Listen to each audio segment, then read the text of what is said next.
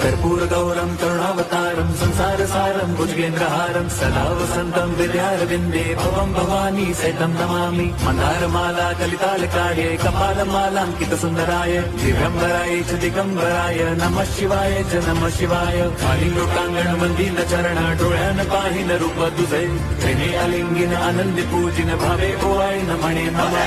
त्वमेव माता पिता त्वमेव बन्धुश्च सखा त्वमेव विद्या द्रविणं त्वमेव सर्वं मम देवदेव। कायेन वाचा मनसेन्द्रियैर्वा बुद्ध्यात्मना वा प्रकृति स्वभावात् करोमि यद्यत् सकलं परस्मै नारायणायेति समर्पयामि। अच्युतं केशवं राम नारायणं कृष्णदामोदरं वासुदेवं हरिं श्रीधरं माधवं गोपिका वल्लभं जानकीनायकं रामचन्द्रं भजे।